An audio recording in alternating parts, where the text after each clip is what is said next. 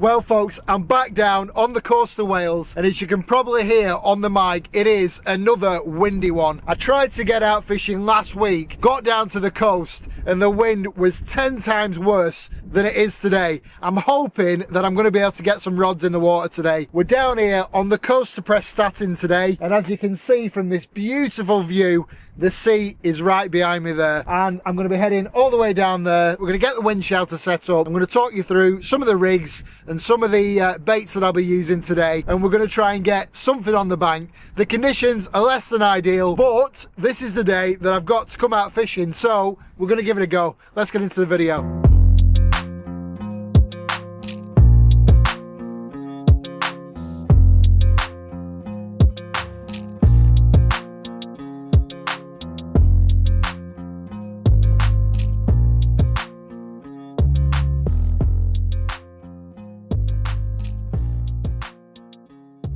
Well, I got lucky today, 1st of November, and it's half price parking off season. Happy days.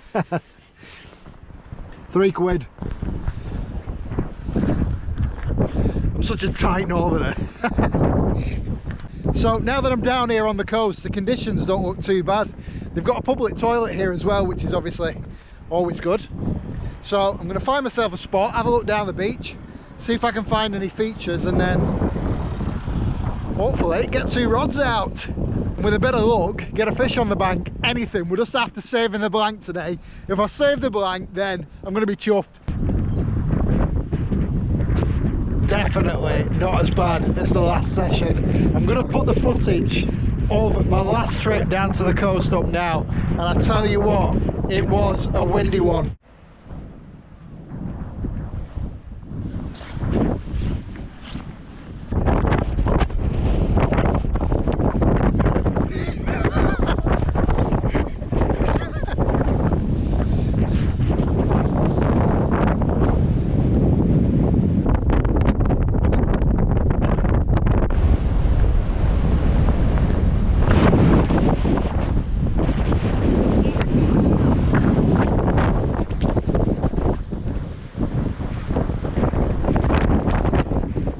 Well, I know for future reference that about 30 kilometers an hour is all right for sea fishing, but anything more than that is probably a no-go. One of the best bits about sea fishing is you're usually not far away from the car. You can normally park right behind the seafront, but I'm going to have a bit of a walk down and see if I can just get away from everybody, all the dog walkers and stuff. There's a bit of a channel here, so I'm going to have to go right down the beach. But what I'll probably have to do is set the shelter up a little bit further away from the sea, so I'm not moving it all the time. It's just a little bit too much to do when you're on your own and obviously filming and trying to fish. So I'll set the shelter up all the way back here, keep my camera equipment out the wind and rain. I'm thinking it might give me a little bit of protection from the wind if I'm on the opposite side of that breakwater, but pretty close to it. I decided on this spot because the breakwater comes all the way out here and fish will congregate around structure. There's also a big channel that runs all the way down the middle, and that's where I want to be fishing when the tide's in. We've had really rough weather for the past, I don't know, a week, 2 weeks, and this was literally the best day. It's meant to be a little bit better next week, but I've got other plans for next week. I need to get out and do some dead baiting. So yeah, like I said, this is the day that I've got, so this is the day that I'm fishing.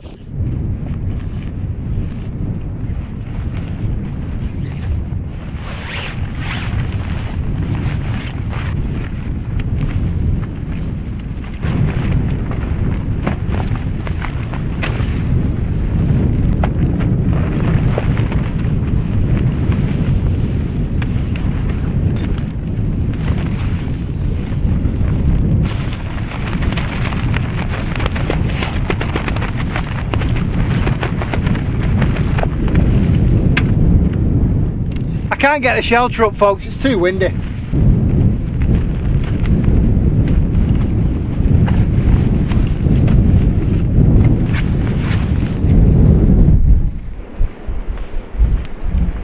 Right folks, well, I've just spent low tide faffing about. I've tried to find some ragworm and been absolutely unsuccessful. I found one little maddie, I think they call them maddies. I don't know whether they're the same species as ragworm, but the tiny little ones like that. Anyway, I can't find any ragworm to dig. So what have I got with me bait wise? Well, I've got squid and sand eels. Now all these are like partially frozen, so I'm going to have to unthaw them as we're doing stuff. Obviously they'll melt once they're out there anyway, so I'm not too worried about that. So there's some prep baits. I'm going to have one rod out on a bigger rig and then another rod out on maybe like a one up, one down, something like that. Sandy bottom out there as far as I'm aware. There might be the odd stone, but I don't think that's going to be a problem. I think our problem is going to be the surf today. Very, very powerful waves and everything's just going to get thrown about everywhere. I have got some heavy leads. I've got leads up to, I think, 8 ounce, so look, got to be in it to win it. Yeah, a lot of the experienced sea anglers out there will probably be watching this video and cringing, but at least I'm out here, at least I'm giving it a go. Do you know what I mean? You learn by doing, folks. So you just got to get out there and give things a try. What else have I got? I've got some frozen mackerel and I think herring, and as well as some dirty squid session pack, and I've got some black lug. Now you're not meant to freeze these, but I had them in the fridge a couple of days. I just couldn't get out. Got a load of bait in and then I just couldn't get out, but they seem firm enough. Yeah, they seem firm enough to use. So there you go, black lug worm that have been wrapped and frozen, which you're not meant to do, but look, it is what it is. That's what I've got. That's what I've got. That's what we're doing. Let's get ourselves set up. I think one of my reels has got a leader on. I've got both of my reels in here because the reels are too big to fit in my rod bag there. So I have to break them down every time. So there we go. Got 18-pound mono on these. I thought about using my braid and I could get a little bit more casting distance, but I think I'm just going to stick with a mono. I think we'll get it out far enough. So I've got a load of shot bought rigs. Now I've forgotten the name of the company that I've bought these rigs off, but I will put a link in the description for them. They look really good quality. They were definitely better quality than some of the big manufacturers' rigs that I've bought. So I've tested them, they seem really strong. I've got 5 rigs there, I think size 1/0, and it's a pulley pennel. There's 5 pulley pennel rigs there. It's plenty for what I need for today. Like I said, loads of leads, everything I've got in my tackle and bait mate here. Got some spur hooks, and in this other one I've got flatfish rigs. Loads of different flatfish rigs, flatties. I've got one up, one down. Loads of different rigs there for flatfish. So I separated them out and I'll put one on one rod and one on the other. Smaller species on one rod, bigger species on the other rod. That's my plan, and that's how I think I'm always going to approach it. Look at that. Keep myself warm and advertise the channel. That's what we're about.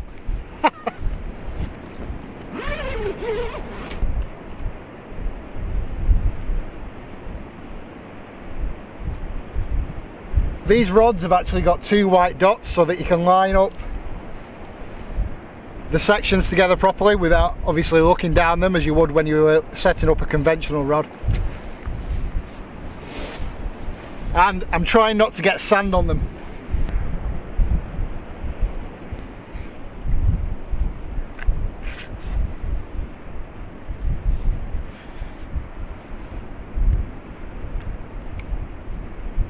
I'll get them both set up and then I'll walk down, cast them out, and just take the bare necessities down with me. Obviously I'm going to be filming it on the GoPro on the chest strap. There's multiple different ways of tying a shock leader onto your main line. This is just the way that I do it. So I've got some 50-pound grease weasel here. So this is what I'm going to be using. Obviously the aim of the game is to make sure that your leader knot is really, really small so it flies through the rings properly. That's the same for all different types of shock leaders, not just sea fishing. So the best way to do it, or the best way that I've found to do it, is like this. So I tie this up as if I was going to tie a uni to uni knot, and that is my favourite way of knotting 2 lines together. However, because the leader material is so thick, we can't do that. We can't do a uni to uni knot. Well, we could, but it'd just make it really bulky and thick. So I'm just going to do a uni knot there onto the leader. I'm going to do probably 6 turns. It's usually enough, 6-7 turns, doesn't really matter. Then wet it down, and I'm just going to tighten that a little bit onto the main line. Just going to cinch it up a tiny bit, making sure that nothing's crossed over.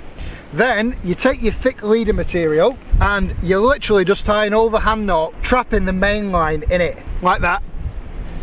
Cinch that down really tight.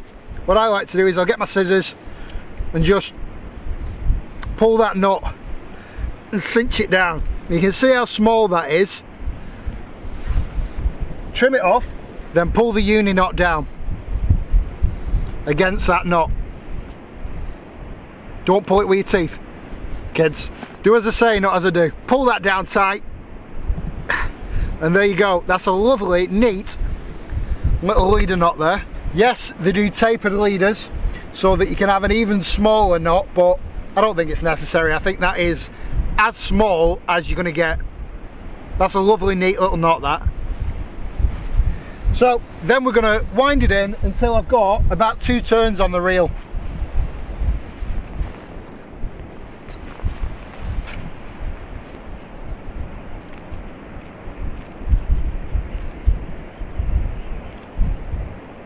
What you can do is you can actually tie a clip onto there now, which makes it easier to swap between hook lengths, and it makes it easier to bait up and change your hook lengths. I'm not going to do that today. I'm not experienced enough to have a bait ready and get another bait out and stuff like that yet. So when I get a little bit more experience, then I'll do that. I have got some clips with me. I might just tie one on anyway, get the shock leader out of the way.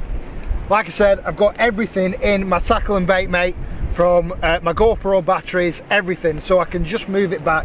Now it's going to be a long video, this, there's going to be a lot of yapping, but I'm hoping that it'll help somebody out there that's in the same situation as me, and maybe they've not quite got as much angling experience. Obviously I've no sea fishing experience, but I've got plenty of angling experience, so that's all I've got. So that's my bait bucket with my bait in, and a freezer pack, and I've got everything else, trying to keep sand out of it, in the tackle and bait mate, including my unhooking pliers, everything. And I'll walk this back with my rod pod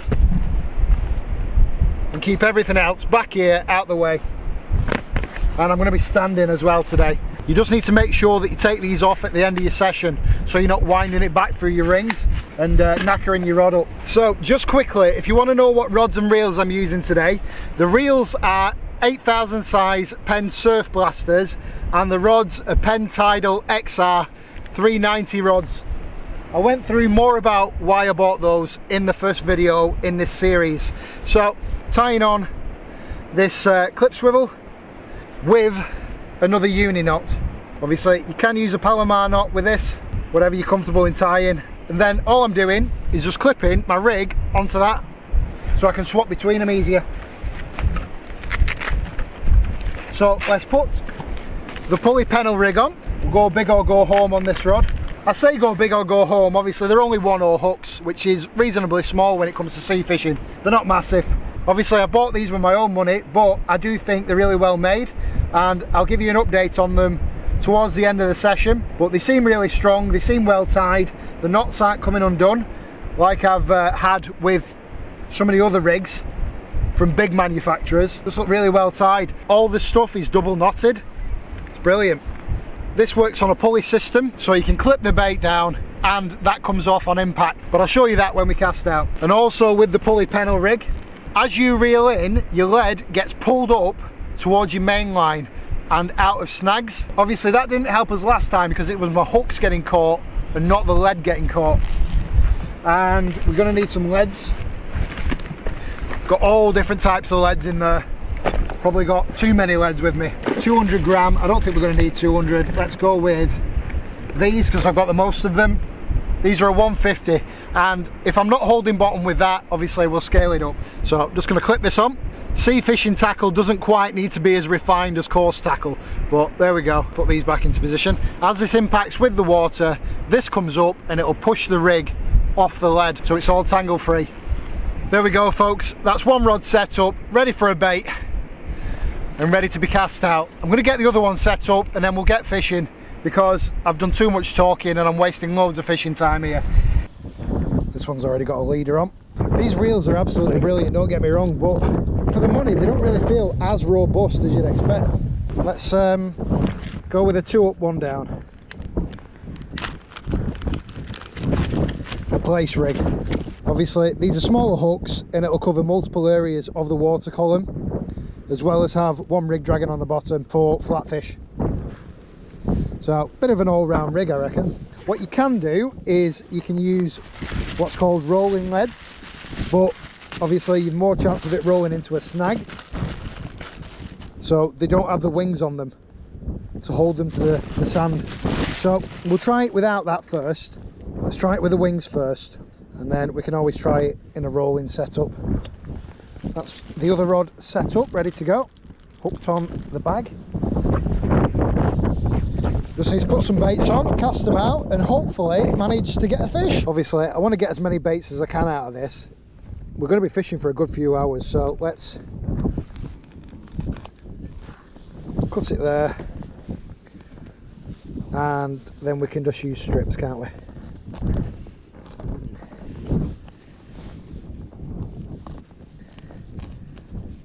All the guts. If I catch anything decent today, again, am I going to keep it? I don't know. I'll decide when I get it. So we've got some mackerel strips there, and I've got some dirty squid here, full squid. They call it dirty squid because obviously the ink's still in it and it's just uncleaned. Let's put all that in there, ready to go. Yeah, already stink of fish, part and parcel of this.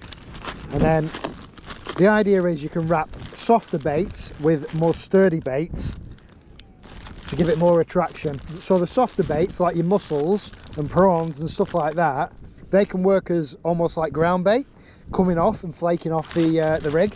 And then your more durable stuff, like your mackerel, like your squid, like your worm, will just last a bit longer on the rig. So to get us going though, I'm going to use these, which are pre-made, pre-bound, ready to go rigs of sand eel and squid. Take everything we need down. Flip the old WestysAngling tail to me somewhere. Right, let's go all up and cast a bait out. But like I said, this channel is what we want to be fishing into when the tide comes back up. Excited, ready to go. Feel better now we're all set up. Obviously I'll be fishing the tide into dark. Got my head torch. Hopefully we'll get some good footage. I'm only really expecting the fish into evening, but we'll see. Oh, right, let's go and fish. Hide my camera equipment, I reckon. Dear me, try sea fishing, they said. It'll be fun, they said. It was so stressful trying to set that beach shelter up in the wind before. I was so close to just walking it down to the sea and just launching it in. What is the point in making a wind shelter if you can't use it in the bloody wind? Well, as soon as I got past that breakwater, you could not hear a word I was saying. As you can see, there's nobody else stupid enough to be down on the beach fishing, just yours truly. Right, let's get some bait on these rods and get it cast out. So I'm starting off using the black lug, and what I wanted to do is thread it up these smaller hooks and then tip them with a more durable bait like squid. That was my idea anyway. So I'm just going through the head, which was a little bit thicker and a little bit more sturdy. They had gone a bit soft, a little bit squishy in the freezer because, like I said to you before, you're not meant to freeze them. Obviously, these baits are really expensive, so I didn't want to chuck them away. I did prolong the life of them in the fridge as long as possible, using fresh newspaper and salting them as well. So I'm just going up all these 3 hooks here. I wanted to thread it right down the shank, mask as much of that hook as I could, and then, like I said to you, we're going to top them with a little bit of squid. We're going to experiment with all the different baits that I brought today, but I thought the black lug would give us our best chance at getting a fish on the bank. As you can probably tell from the video, the tide is all the way out, and I'm actually fishing in front of the shallow channel that I like the look of before. Obviously, I can't bring my big camera all the way down to the seafront like this. It's just going to get covered in salt spray and it's just going to be no good for such an expensive camera. So the GoPro was what I had to deal with here. So I loaded these worms on, making sure that there was plenty on the hook, and then we got the bits of squid out of the bag. Now, a lot of this is just stuff that I picked up from the supermarket. You don't have to go to a tackle shop. There's loads of reduced mackerel at the end of the day in most supermarkets. So get yourself down to the supermarket. Last thing, you'll get yourself some cheap baits. And I managed to get some cheap octopus, some cheap squid, loads of different stuff the last time that I went. It's actually really simple fishing, this, folks. You don't need to overthink it. Half of the battle with sea fishing is fighting the conditions. That's what I've found so far anyway. 3. Bomb that out.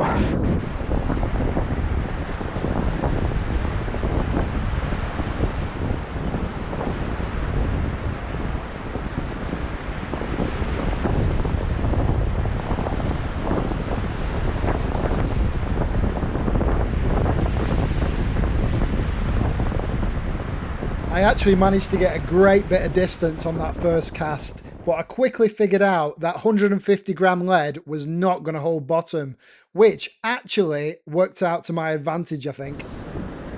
Right, let's go with a 200 on that one, and then I'm going to have to put heavier lead on the other one. I don't mind that other one rolling a little bit, but I want this one pinned down. To give me my best chance of getting a fish on the bank, I decided to save my high quality ready-made baits until the tide was a little bit further in and it started to go dark. So I decided to whip my own up with my bait making tool here that I've bought.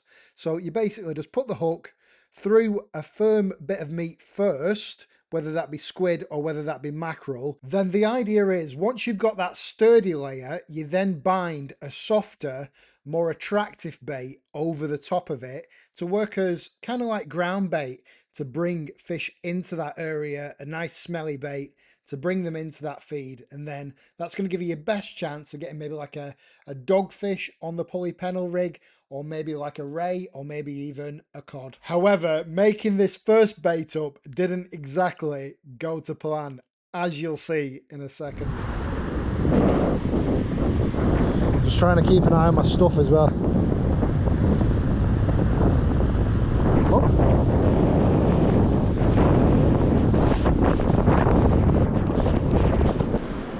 Got sharp stuff over here, yeah? I think it's already been. I think it's on the way back in. Yeah. Oh, for God's sake. They're just eating all my squid. All your squid? Yeah. They're literally just eating all my squid. For sake. You'd have thought if he was a fisherman himself, he would have had a bit of respect for what I was doing. That's really annoyed me. You'd have thought he'd have recalled his dogs, wouldn't you?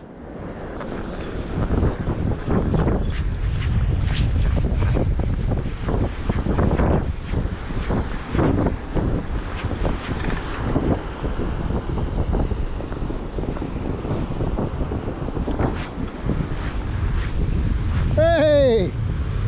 Save the blank! I thought I had a bite, folks. He saved the blank. Look at that. Absolutely nailed it. Well, I reckon I'll have to unhook it under the gill. But there we go. Right, I'm going to try and unhook it. I've got a tool. I'm going to spin the rig round in its mouth, turn the hook, and then pull it back out. This is how you do it without damaging the fish. Right, okay, I need to go back through the mouth here and get behind the hook. Obviously the fish isn't bleeding. Open your mouth, fish. You could do with a smaller tool. Right, I'm going to go back round. And there you go, folks. That is how you unhook a flat fish. No blood. Save the blank. First sea fish. Get in.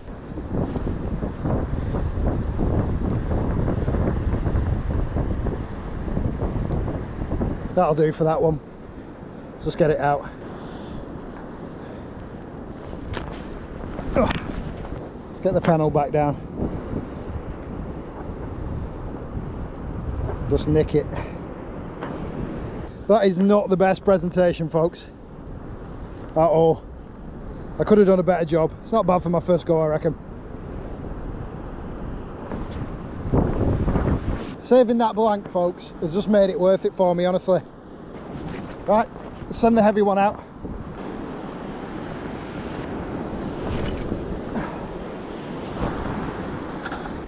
I'll do that a bit neater next time, folks. That was a bit of a balls up that, but it'll be right. I just want to get 2 rods out.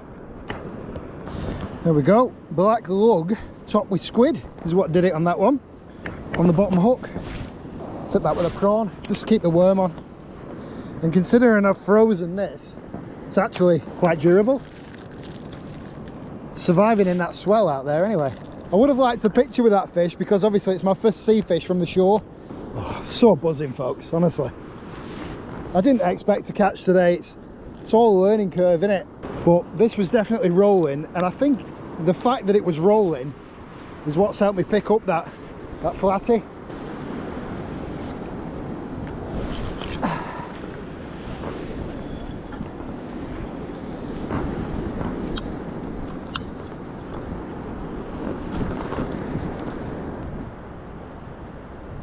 He's done it. Second time out. But don't forget, I got that doggy on the first one as well. Just didn't get it in. Like I said, folks, I will tag the manufacturer of these rigs that I've bought. Really cheap as well, I might add. Really cost effective. Definitely not worth tying your own up. In the description. But I reckon there's something knocking at this left-hand rod. Bit of action, folks. Bit of action, maybe. Tide's coming in.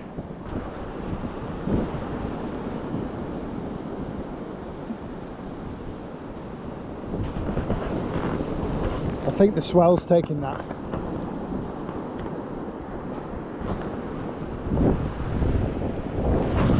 Let's check it. Might need to get myself a stronger pod. Oh, I'll lap something on that.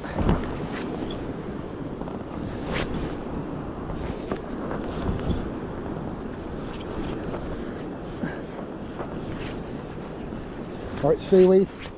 Something caught it anyway.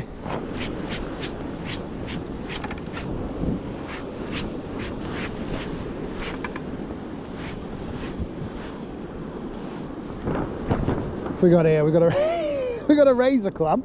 Does that count? My very poorly bound bait is held together. This is a good sign anyway. Right, so it was seaweed catching on the line. I didn't think it was a fish. It was just too slow of a pull to be a fish. Tell you what, there's a chop on today. That doesn't stop Westy though, does it? Nobody else fishing all along this coastline. As far as the eye can see, all the way down there to the estuary.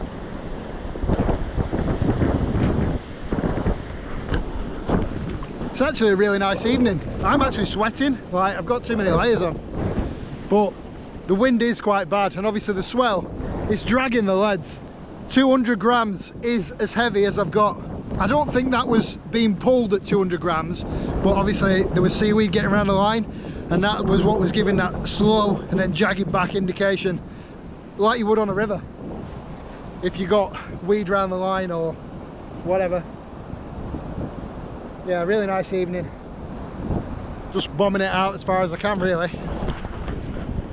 So yeah, my plan is I might go and have a brew and wait until the sea gets up to this channel and then fish just beyond that. I'll have one more cast, I reckon, and then it's coming in really fast and it's filling up. So if you can see here, so I move my stuff back, this channel is filling up much quicker because it's lower, so the sea's coming in and it will cut me off here, so I need to be back behind that. I'll go and have a brew, then we'll carry on. To be honest with you folks, I weren't really going to fish low tide anyway. I was just going to wait, get down here, have a look, do some beach combing, try and dig some worms, which I haven't been able to do. So this is all a Brucey bonus. That first fish, Brucey bonus. Happy days. Right, I'm going to move this stuff back.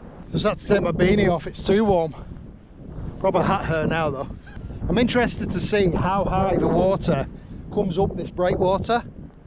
How deep is it going to be in that spot where I've left my rods? But the tide's coming in really quick now. Central Gully, that channel, is filling up. So I've moved my rods past that and I'm just going to go and have a coffee and have 5 minutes to celebrate and bask in the flatfish glory. Have you ever seen anybody so excited over catching a little fish like that? Only me, yeah. Coffee time. I'm just going to mark out where the deepest part of that channel is so I can fish it. I reckon about there. So I'll just do a line going down the beach so I can follow it back. Strategic, folks, strategic. In the space of no more than 10 minutes I would have been cut off there, so I can see how people can get caught out. But obviously this is what we want to be fishing in. This will all flood in with water here. This will be a lot deeper in this section. I'll spread the rods out. I'll have one further out as far as I can with the heavy lead, and then one a bit further back with the flatfish rigs on. But save the blank, that's all that matters. To be completely honest with you folks, I'm not bothered if I don't catch another fish now. In my opinion, second time out, one fish, save the blank, mission accomplished. This is practice for me now, practicing casting the heavier leads with the longer rods, seeing what happens with the tide as it's coming in, practicing making baits up. So it's all practice. I'm honestly just chuffed that I can bring you guys along for this journey. And if you've got any questions about anything that I've done in this video, please don't hesitate to drop a comment in the comments section. And if you really liked it, drop a like on it as well for me. Thank you very much. Look at this, what a beautiful evening. I'm so glad that I come out. It's a bit of a trek for me. It's about probably just over an hour and a half drive down here. And there's a lot of stuff goes into it, obviously getting all the camera equipment ready, thinking about what I need, all the bait. Just going to put this heavier lead on. That's just over 200 gram. It's about the limit of the casting weight of this rod. But this isn't holding bottom. But look at that. The sea's pretty much here now. And it's not been long. I'm not going to bother putting a fresh bait out. I'm just going to wallop that out so at least it's fishing. I reckon. Yeah, this pod's not stable enough for sea fishing. Just about stable enough for the river, but it's doing all right. I'll get a more robust one soon.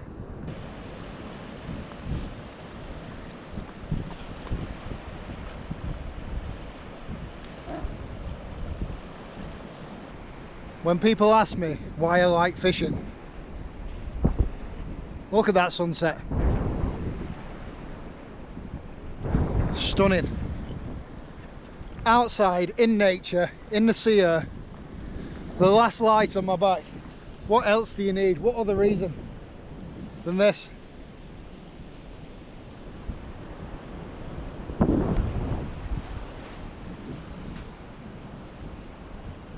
Challenging as well, folks. Challenging.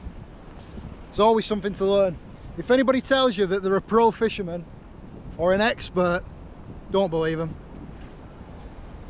There's always something to learn. And just when you think you know everything about fishing, something will always surprise you. And you'll think, maybe I was wrong. That wind's died right off. When I first got down here, it was about 25 kilometers an hour, maybe 30. And now it's dipped off to about 18, and this is really pleasant now. The breakwater there is just giving me a bit of extra cover. The tide's coming in. I've just cast that out as far as I can, but obviously as the tide comes in, it'll get deeper and deeper and deeper in that spot. On the next cast, on the big rod, we'll put some of these Andy's baits, squid and sand eels on, I reckon. 6 casts there on those. And then I've got a good few of these to use. I reckon that I wouldn't have got that flatfish bite without these. I like to kind of concertina baits on. I'm not expecting a bite on the other rod just yet. I'm just keeping an eye on it. Look at that coastline. Definitely worth the extra 15 or so minutes drive to come down to the coast of Wales rather than maybe like Fleetwood or something like that coast, and definitely quieter. I prefer to fish in the countryside. There's loads of people telling me, you know, I need to fish Lytham, I need to fish Fleetwood, so on and so forth, but personally I would rather be here with nobody else around on my own. Beautiful.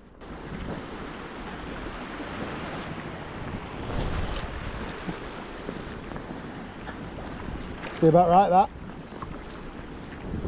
Keeping attention on as I walk it back. Definitely holding bottom on the other rod, which is good.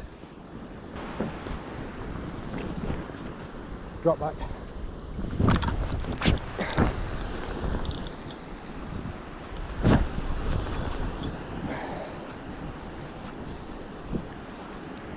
Big drop back.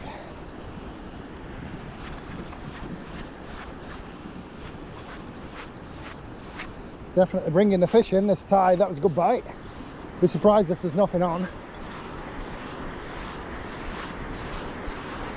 There we are. Fish number 2. Oh. Buzzing. Look at that. What a beauty. Flounder. What a beautiful fish they are.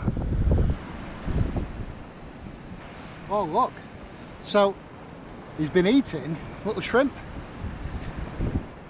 as the tide's coming in. Right, let's get this back out. But what a beauty.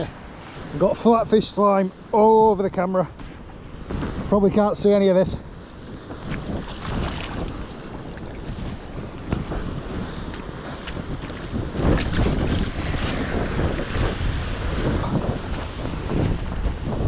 So I looked at that weather this morning, folks, and I thought, nah, it's going to be too windy. And I thought, you know what, I've no other day to go and try this. So I did it. I'm here, and we've had a couple of little nice flatties there.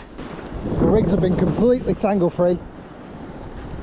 I think definitely what's getting me the bites is the rolling lead, to be honest, and the fact that I found where that channel was, because that's where they'll be.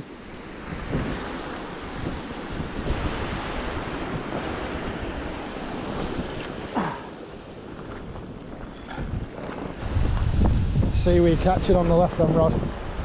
See, it's just a slow pull down. If that was a fish, it'd be bouncing, be jagged. I might put both rigs out on the 2 up, 1 down, because that's what's working for us today. However, the other rod honestly does stand a chance of getting something better, so I'll keep it as it is. I'll keep the left hand rod on the pulley pennel, and the right hand rod I'll keep on the 2 up, 1 down. I think that's the best thing to do, but I think it is time to recast the left hand rod, and we'll put the sand eel and squid mix on, but I might bind some worm on it as well. That's what I'll do.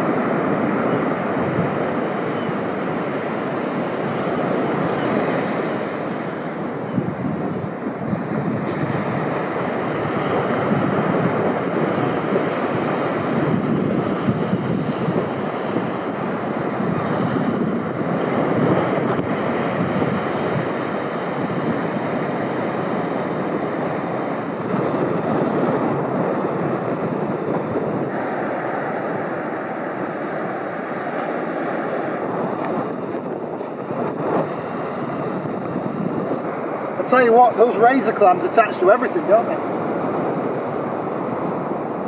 Just had a couple of knocks on that rig. That bait was intact, I could have left it.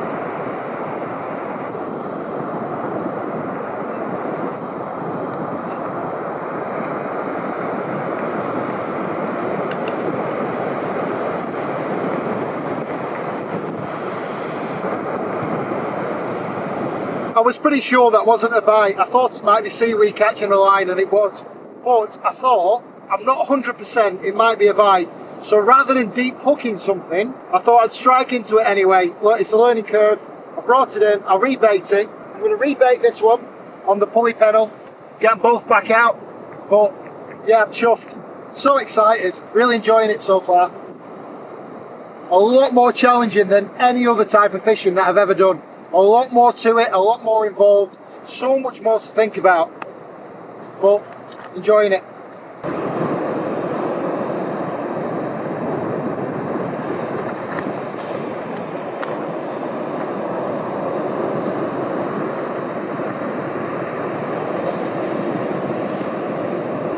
That is a lovely big bait, that. This is so fiddly, folks. Oh shit. We need to move, folks, we need to move.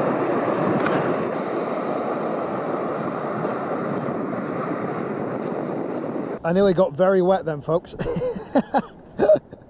Oh dear. Right, circle hook just being nicked at the end there. Too much.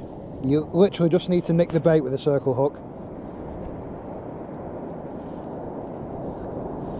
You want it pretty much showing. Hook point showing. That's a perfect little parcel there. So I'm going to wallop that out now. Again, when that hits the water, all that'll detach with a bit of luck.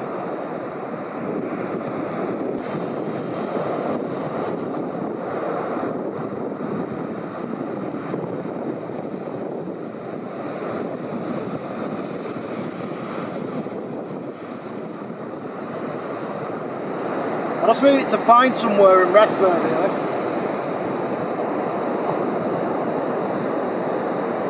But at the moment, I think that's bouncing about on the bottom. Who knows? So that might actually have been a fish because all the bait's been stripped. I'm going to put one of the sand leads back on, a heavier one. Just rebaited the flatfish rig with worm. I'm going to send that back out with a heavier lead on, so that I'm not getting false indications.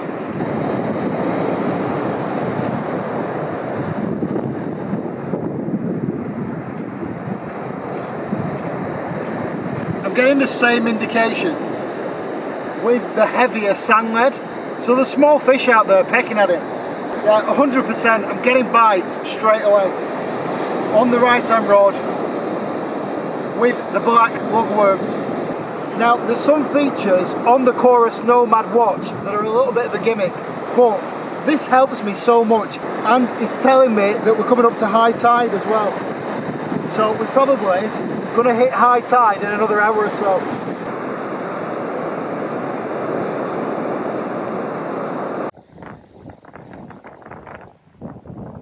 Well, I've just dropped some fish guts in my coffee. It's not ideal. When I'm getting these small plucks, lifting the rod up, just tightening down a touch to the lead and just holding the rod in my hand. And you can feel the difference between the tide and a fish. A fish, you'll feel it pulling through the line. It'll be like a sharp plucking sensation. There we go, folks. Two lovely whiting. What a cracking second session beach casting. Two absolutely beautiful fish. I was going to say to end on, but I'm definitely getting this back out. So that one was on the worm, that was on mackerel, and nothing on the bottom hook. There we go, folks. Just turn the brightness down on the camera for you so you can see them better, but let's get them two back.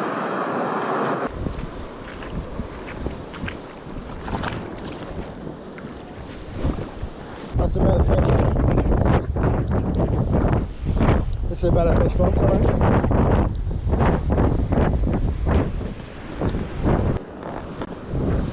There we go, folks.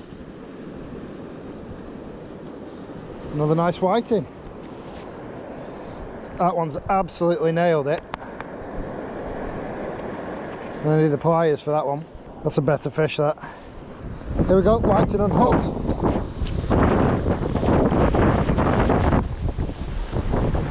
Temperature is really starting to drop off now. It's a beautiful evening. You won't be able to see it on the camera, but all the stars are out. It's a very clear night. Really having a great time. That was definitely a bite then. There was a fish on, but it come off in the swell. It was a good bite, so that could have been a dogfish. I've been told that they can grab it and they kind of let go of it.